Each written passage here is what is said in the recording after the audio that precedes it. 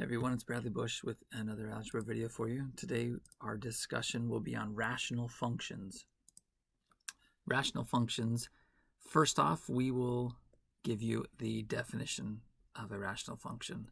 Second, we'll have some discussion about rational functions, so hopefully in the end you can understand a little bit about them, how they work, their characteristics, and then we'll talk about graphing rational functions. I'll put the timestamps for these different parts in the video description, so if you want to jump ahead, you're welcome to. All right, let's talk about the definition of a rational function.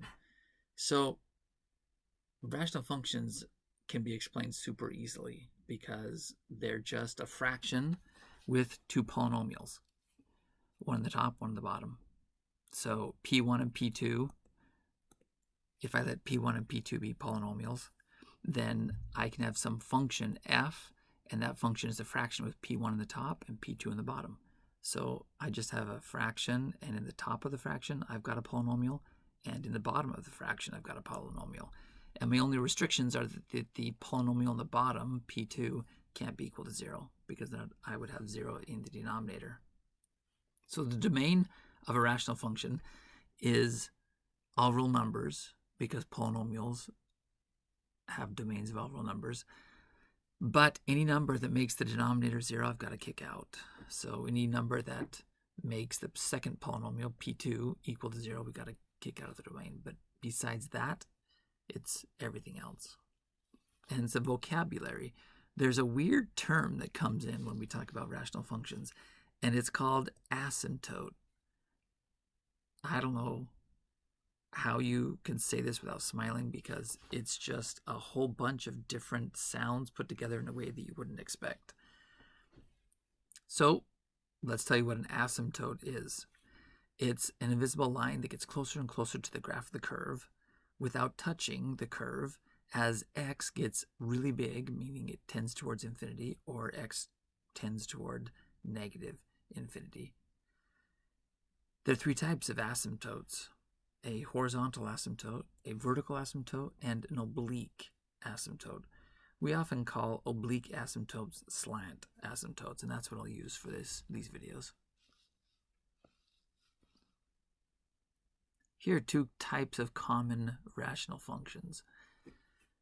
There's the reciprocal function, which is 1 over x. That's the definition. So if you have some function and that function f is 1 over x, you have your reciprocal function. You notice some characteristics about the reciprocal function, that you see a bow-shaped curve in the first quadrant and another bow-shaped curve in the third quadrant. And those bow-shaped curves, the one in the first quadrant kind of looks like it's an L, and the one in the third quadrant kind of looks like the gamma symbol, but that's not a good way to describe it. It looks kind of like an N without the left side. So the top part, and then it curves down with the right part of the N. And the curves kind of hug the axes. So they kind of follow the x-axis, and then when they get to the y-axis, they kind of curve down or up, depending on which one you're looking at, the first quadrant or the third quadrant. So it the graph kind of makes this interesting looking, kind of makes a plus symbol, but without the plus. It kind of, the overall shape kind of looks like a plus symbol. Let's look at the next common graph here. I call it the Atari function, but it's not called the Atari function officially, although it should be, because Atari was an amazing old school gaming system that every time I see this, it makes me smile. So that's this function that I call the Atari function is 1 over x squared.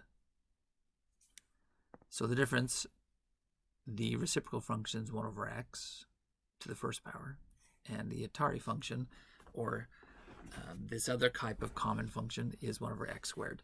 So the Atari function looks a lot like the reciprocal function, but because the First quadrant has that same L-shaped bow graph that hugs the x and y axis, but never touches. But then what used to be a bow-shaped kind of N-ish looking curve, but without the left side of the N, that is in the negative y area in the third quadrant, but it's flipped up into the positive y area, which is the second quadrant, because of the squared. Because we have an x squared in the bottom, all of those negative values that get put in, negative x values, get squared and the negative becomes positive, so all of the y outputs are in the second quadrant. So the Atari function is in the first quadrant and the second quadrant, and it kind of mirrors itself in these two quadrants. It looks like an L in the first quadrant, and it hugs the x and y axis.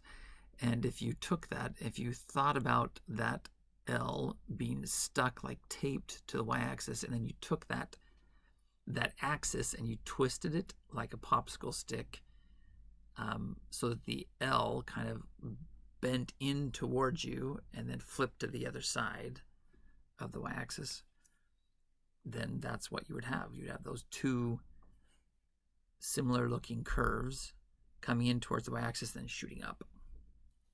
So those are two very common functions that are rational functions.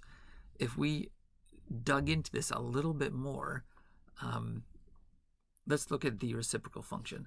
So the reciprocal function, the domain is all real numbers except x cannot equal 0, because notice we have an asymptote right here. And the range is all real numbers except y can't equal 0, because we have another asymptote along the x-axis. So the x and the y-axes are actually asymptotes for this specific function. It has origin symmetry, and that means it's an odd function. So if you plugged in a negative x into the function, out would come negative of the original. And this is a really cool property here, this next one. It looks like, so 1 over x looks like any other 1 over x raised to some power, as long as that power is odd. The only difference is the corner of the L and the corner of the N shape in the first and the third quadrants, those are drawn towards the origin, kind of like you have a magnet that's sucking them into the origin, the higher the power of N. But still, they still have these same general features, meaning there's an L-ish shaped curve in the first quadrant, and there's an N-ish shaped curve in the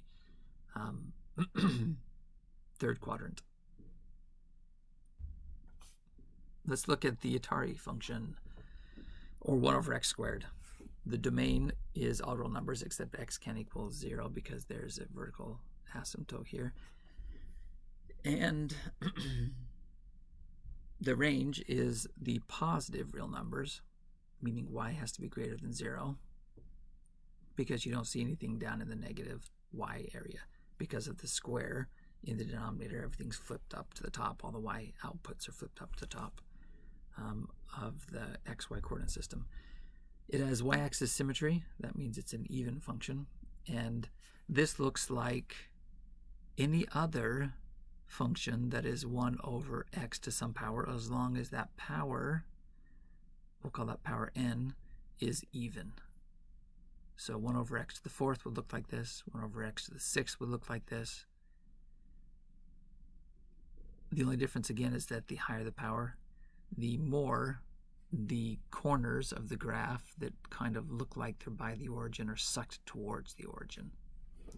So the graph kind of gets tighter and closer and more compact. If you notice something about the asymptotes, so the asymptotes, you don't see them, right? They're not visually here, but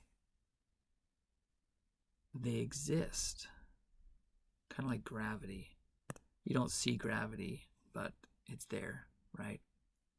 These both have asymptotes of the x and y axis, meaning as the function approaches the x and y axis, it gets closer and closer and closer and closer, but never actually touches for both the x and the y-axis. And the closer you go up on your graph along the y-axis, the closer the function gets to the y-axis. And the closer you go to the farther you go on the left, or the farther you go right on the x-axis, the closer the function gets to the x-axis, but never touches. That's kind of the behavior of an asymptote. Here's some examples of other rational functions that you might think are a little interesting. I have graphed the asymptotes for you with dashed lines. So this first function, which is f equals 9 over x squared minus 9, the graph of it has a horizontal asymptote on the x-axis. It has two vertical asymptotes, one at x equals -3 and one at x equals +3. And it kind of looks like the graph of 1 over x squared, where it kind of looks like the Atari.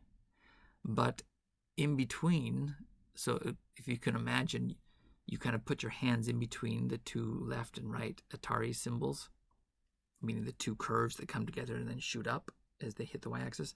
If you put your hand in between there and then push them apart, push them away from the y-axis and created a space, so you push them out to -3 and +3. And then in the bottom, below the x-axis, below the x-axis, you have an n, complete n, or a rainbow-shaped curve that comes up, gets close to the x-axis, then turns around and comes back down and follows these asymptotes. So that's kind of an interesting behavior. The next function, f, is x squared minus 4 in the top, and in the bottom, x squared minus 4x. So you have a middle section. Again, you have three sections here, a middle section, a left section, and a right section. You've got horizontal asymptotes at y equals 1. You've got a vertical asymptote at x equals 0 and at x equals 4. And you have, this one kind of looks like 1 over x, but it's pushed apart a little bit, like our last example. So we have something that's kind of in the first quadrant and something that's kind of in the third quadrant, if you broke the whole graph up into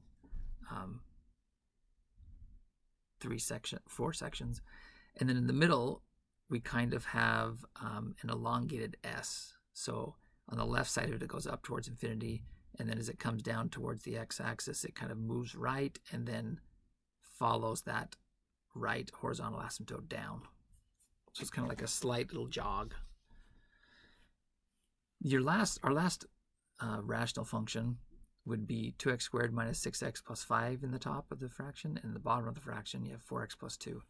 This has a vertical asymptote at x equals 1/2, and it has an oblique asymptote, or a slant asymptote,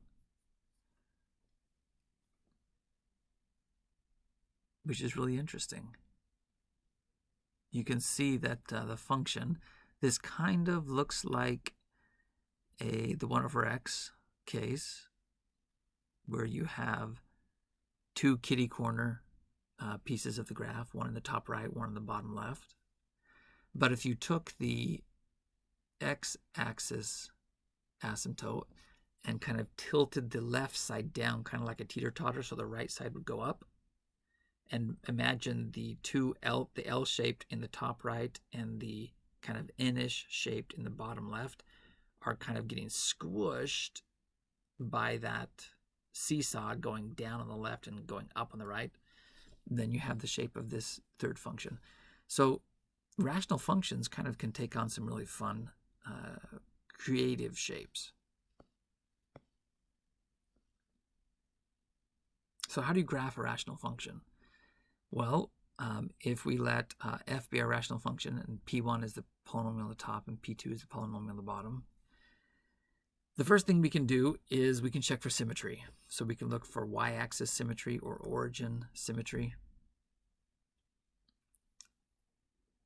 And we can do that by throwing in the negative x into the function and seeing what comes out. If the original function comes out, we've got a y-axis symmetry. If the negative of the original comes out, we've got the origin symmetry.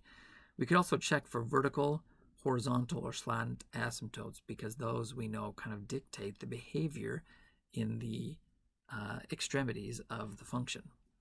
So we find the vertical by setting the denominator polynomial p2 equal to 0.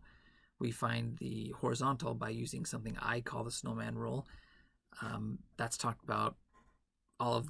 Finding all of these asymptotes are, by the way, talked about in separate videos in my algebra playlist for vertical, horizontal, and slant asymptotes. So if you want to check those out, you're more than welcome to.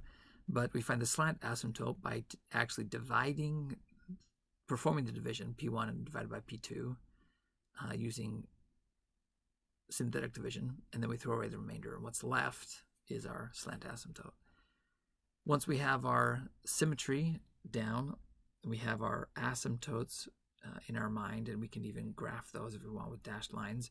Then we can check for x and y intercepts. We find the x-intercept by setting the numerator polynomial p1 equal to 0 and solving, and we find the y-intercept by just plugging in 0 into our function and seeing what we get out.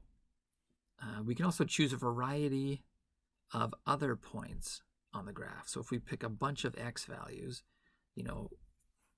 keeping in mind the different areas of our graphs that are kind of dictated by our asymptotes, we pick a whole bunch of x values, plug them into the function, and get out the y values. We've got a little t-chart, and we can plot all of those dots.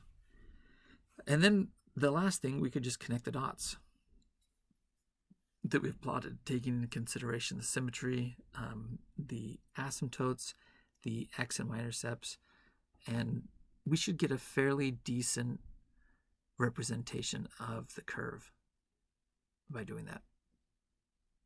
Hope this was helpful. If it was, please subscribe to the channel and give me a like, and thanks for watching.